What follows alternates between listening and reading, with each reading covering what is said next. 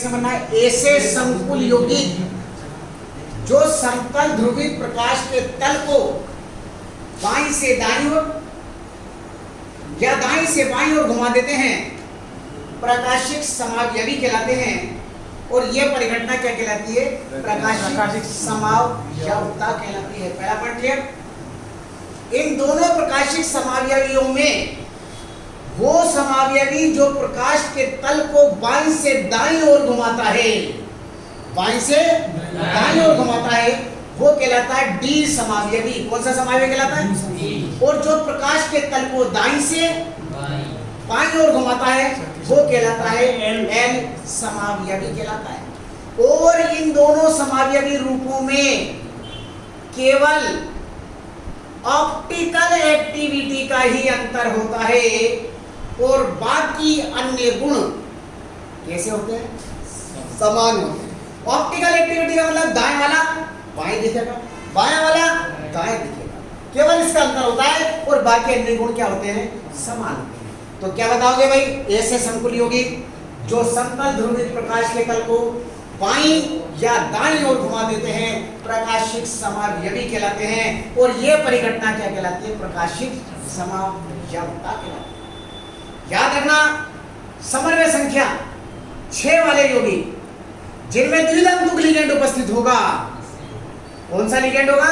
द्वितंतुक ligand उपस्थित होगा, वो प्रकाशिक समावयवता को प्रदर्शित करेगा। जैसे मान लीजिए एक यौगिक है ये MAA का होल थ्राइड, यहां AA क्या बताया मैंने? द्वितंतुक लिगेंड। और द्वितंतुक लिगेंड क्या होते हैं? जिसमें दो दाता परमाणु होते हैं और दोनों ही दाता परमाणु बंध बनाने की प्रक्रिया में भाग लेते हैं। तो समन्वय संख्या 3 दूनी 6, समन्वय संख्या 6 वाले की ज्यामिति अष्टफल की देखिए, बीच में क्या M, ये 6 लिगेंड। अब देखो AA 3 द्वितंतुक लिगेंड है, तो एक तो यहां जोड़ दो, एक इधर से और एक, कोई परेशानी? एक द्वितंतुक लिगेंड,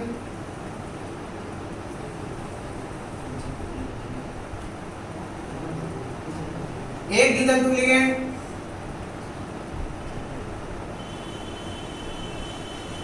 अब इसका प्रकाशिक समावयव बनाना है। बीच में क्या लगा दिया मैंने? दर्पण। अब ये इधर ये दोनों बाईं ओर है, तो दर्पण में कैसे दिखेंगे? इधर ये दाईं ओर है, तो अपने को क्या कर देना?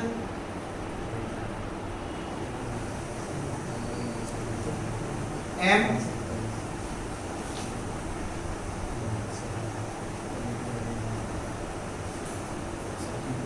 बोलिए, ये दोनों बाईं ओर है, इसमें क्या आ जाएगा? दर्पण में दाईं ओर आ जाएगा। ये दाईं ओर है, दर्पण में कहां जाएगा? ये इसका क्या हो गया भाई? प्रकाशिक समावयव। किसी बच्चे को कोई प्रॉब्लम पहली बार बताओ? जैसे एक एग्जांपल लेते हैं हम इसका, CO, ध्यान देना, COEN का होल थ्राइड द्वितंतुक लिगेंड है, ये एथिलीन डाइमीन द्वितंतुक लिगेंड है, ट्रिस एथिलीन डाइमीन कोबाल्ट 0 इसका नाम हो गया। अब इसमें अपने को एक प्रकाशिक समावयव बनाना है, तो EN एक तो कहां जाएगा? एक EN कहां जाएगा? एक EN कहां जाएगा? अब इसको जब हम दर्पण में लिखेंगे तो ये कैसे दिखाई देगा भाई? और यहाँ क्या जाएगा? और यहाँ क्या जाएगा? केंद्रीय धातु परमाणु कौन सा है? यहाँ क्या जाएगा? बोलो, समझ में आ गई कि नहीं आ गई? किसी को कोई प्रॉब्लम? आगे यह मैंने बड़ा, जैसे मान लीजिए M ए का होल ट्वाइस बी टू है, मान लीजिए ये एम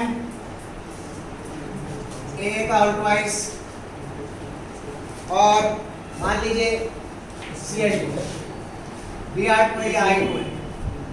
तो देखो दो दूनी 4 और 2 6। आप ध्यान देना इधर, बोर्ड पे ध्यान दें।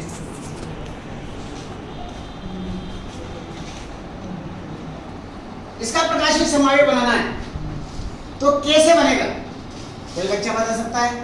पहले किधर जोड़ेगा भाई? ये 2 है ना, एक तो जोड़ दूं यहाँ, एक जोड़ दें और यहाँ के जोड़ देना, बन जाएगा नहीं बन जाएगा?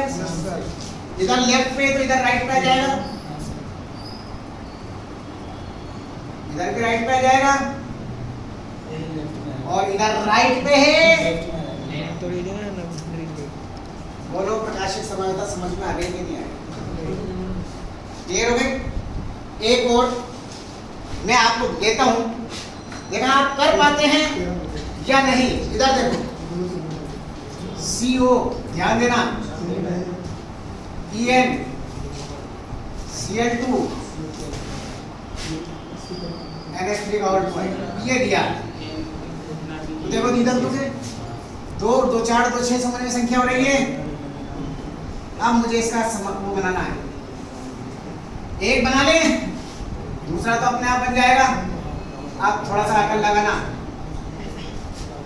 EN को कहाँ लिखना है मुझे बताओ कि दर्पण में देखने पर बाईं से दाईं, दाईं से बाईं दिख जाए। यहाँ बनाएगा तो पॉसिबल है नहीं, फिर वो अगले वाला में दिक्कत आएगी। अगर अपन यहाँ लगा देंगे तो दर्पण में उधर दिख जाएगा। अब ये Cl है, यहाँ और यहाँ लगेगा क्या?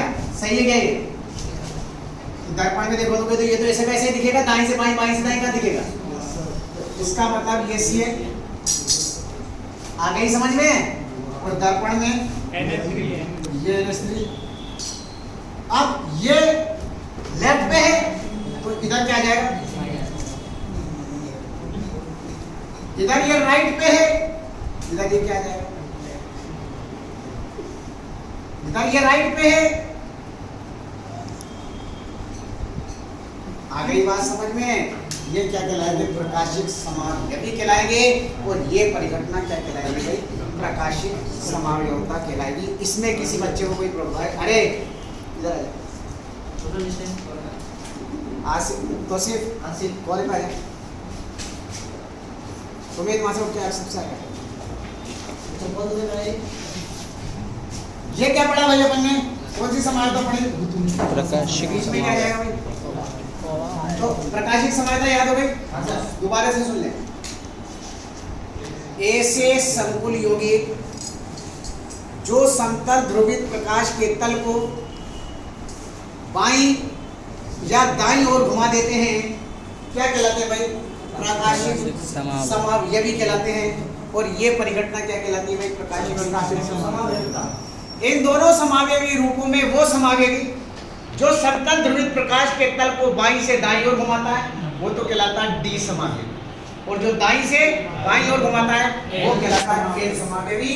और इन दोनों समावयवी रूपों में केवल ऑप्टिकल एक्टिविटी का अंतर होता है और बाकी अन्य गुण क्या होते हैं? समान होते हैं। और इसमें कम से कम एक द्वितंतुक लिगेंड अवश्य होगा। ठीक, एक समावयव बन गया, दूसरा दर्पण में कैसा दिखाएगा अपने आप ही इमेज पता लग जाता है। इसके बाद है भाई संयोजकता बंध सिद्धांत, जो अब मेन टॉपिक है जिसमें से बड़ा क्वेश्चन आता है। तो देखिए भाई VBT, अब आपको पूरा कंसंट्रेशन इस पे रखना है। एक सीख जाओगे सारे सीख जाओगे, ये ध्यान रखना। VBT यानी कि संयोजकता बंध सिद्धांत। कौन सा सिद्धांत है? संयोजकता बंध सिद्धांत। बेंच आगे सर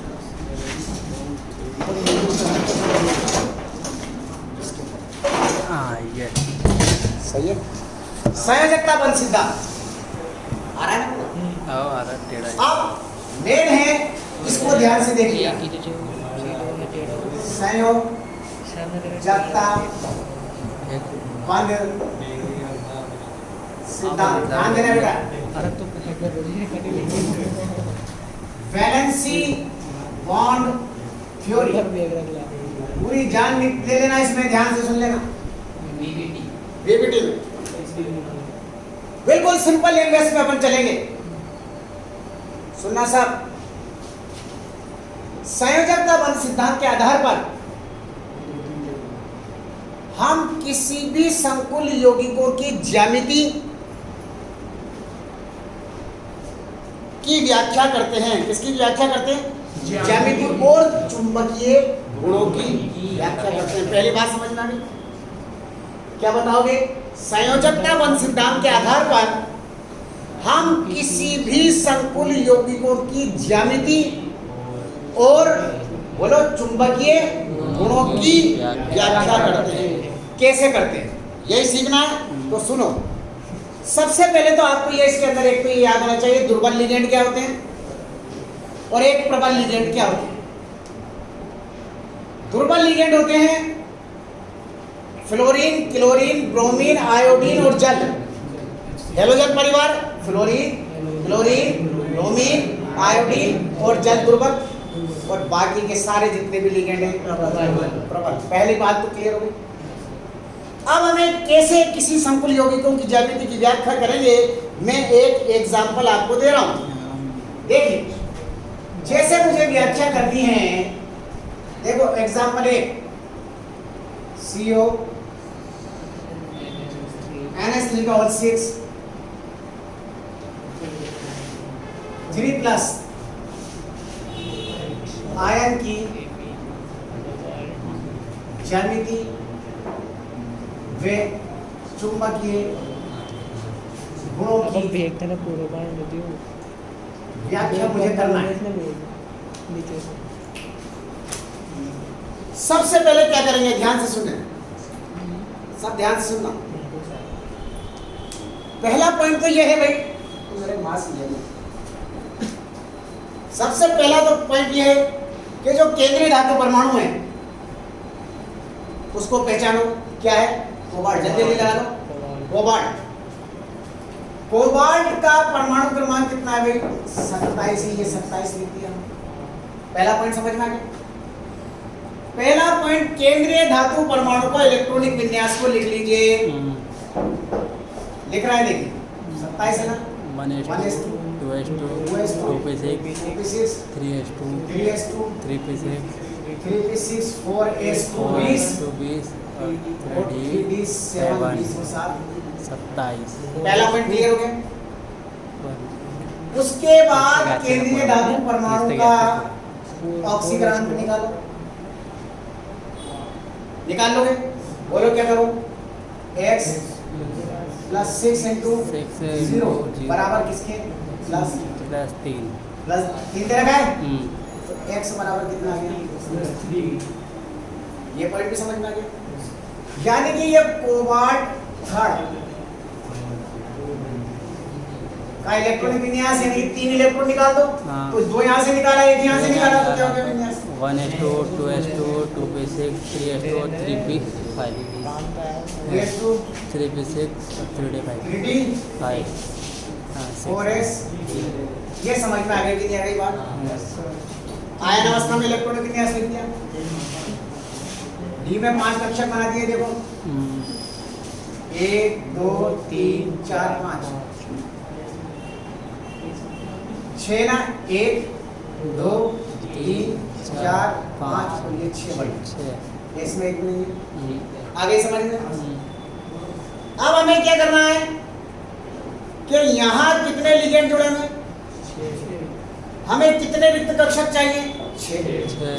इससे पहले हम यह देखते हैं कि केंद्रीय धातु परमाणु से कौन सा लिगेंड जुड़ा हुआ है? NH3 भाई, NH3 बोलिए। प्रबल लिगेंड। कौन सा लिगेंड जुड़ा हुआ? प्रबल।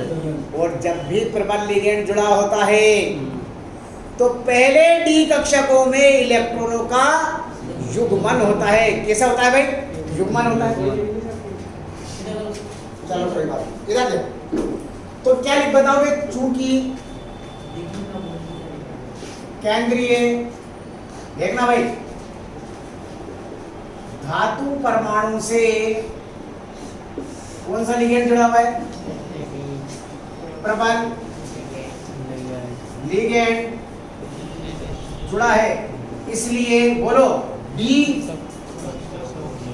कक्षकों में पहले इलेक्ट्रॉनों का युग्मन, और अगर दुर्बल जुड़ा होता तो ऐसे कैसे रहने देते? अब कितने 6 ना युग्मन करा रहा है, 1 2 3 4 5 और ये S, तो 6 ना ये युग्मन करा दो, 2 2 4 और ये। आ गई बात समझ में? ये बात समझ में आ गई कि नहीं आ गई? पहले तो मुझे इस बात का जवाब दो, बोलो मुझसे। CO32 की अवस्था हो गई है, ये बात समझ में आ गई? अब यहाँ एकदम तुम लिगेंड कितने? 6। हमें रिक्त कक्षक कितने चाहिए? 6, लेकिन कितने? 1 2 3 है, ये तो 3D, ये 4S, 3 और चाहिए, तो 4S के बाद अगला कौन सा जाएगा? 4S के बाद ये 4 पे आ गया, तो देखो 1 2 3 4 5 6 रिक्त कक्षक हो गए। तो यहां से हमने निकाल लिया संकरण, कौन सा हो गया? 2 तो डी के, 1 एस का और 3 पी के, तो संकरण कौन सा हो गया? D2sp3। समझ में आ गई? अब ये क्या बनाएंगे भाई? संकरित कक्षक बनाएंगे, जिनकी आकार भी समान होंगे और ऊर्जाएं भी समान होगी। तो हम क्या करें भाई? देखिए, अब ये 5 थे ना, तो ये 3 को तो अलग कर दो, 2 4 1 2 3 4 5 6 को एक साथ ले लो, 1 2 3 4 5 6, ये क्या हो गया?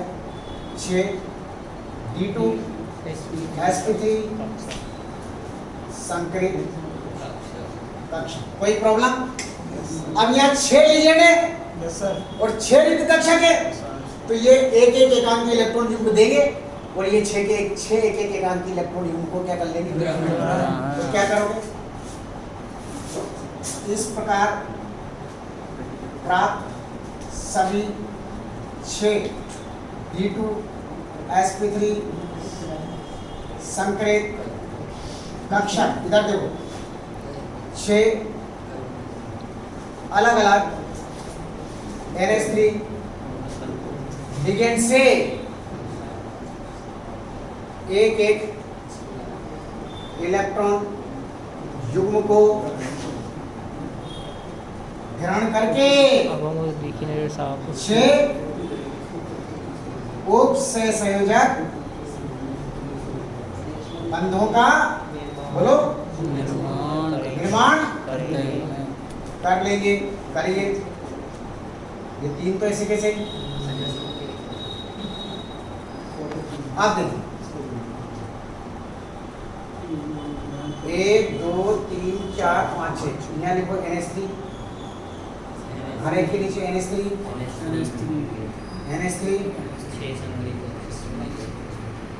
ये दाता से ग्राहिकी, जिन्होंने एकांकी इलेक्ट्रॉन युग्म दिए और 6 रिक्त कक्षक में एकांकी इलेक्ट्रॉन युग्म आ गए। अब व्याख्या इसकी होती है नंबर 1, चूंकि केंद्रीय धातु परमाणु का संकरण D2sp3 है, इसलिए इसकी ज्यामिति सममित अष्टफलकीय होगी।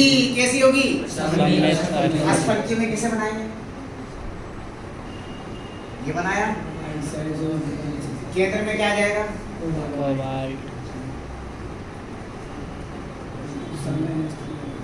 सब पे क्या लगा दूं? NH3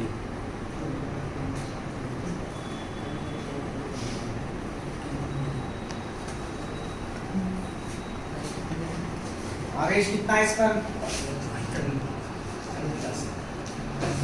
समझ में आ गई? पहली बात क्या बताओगे? चूंकि केंद्रीय धातु परमाणु का संकलन D2sp3 है, इसलिए इसकी ज्यामिति सममित अष्टफलकीय होगी। ये अष्टफलकीय बनाएंगे। सेकंड पॉइंट,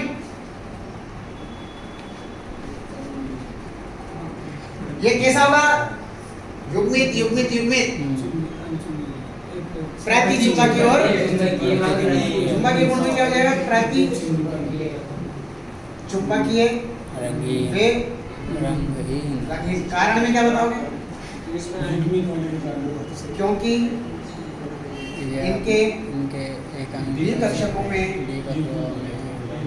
सभी इलेक्ट्रॉन युग्मित है या डी कक्षकों में अयुग्मित इलेक्ट्रॉन उपस्थित नहीं है। या तो ये लिख दो या सभी इलेक्ट्रॉन युग्मित है। अब क्या, अब ये आंतरिक कक्षक संकुल होगा या बाह्य कक्षक संकुल होगा? क्योंकि अंदर वाले डी कक्षक भाग ले रहे हैं ना, ये 3D के बाद 4s और 4p अंदर वाले ले रहे हैं, इसलिए क्या होगा? आंतरिक कक्षक संकुल होगा। और क्या इसका चुंबक तो निकलेगा क्या? Mu equal to under root n into n plus 2 निकलेगा क्या? क्यों नहीं निकलेगा? आ गई समझ में? क्योंकि इसमें अयुग्मित इलेक्ट्रॉन नहीं है। ये बात समझ में आ गई कि व्याख्या इस तरह से करेंगे।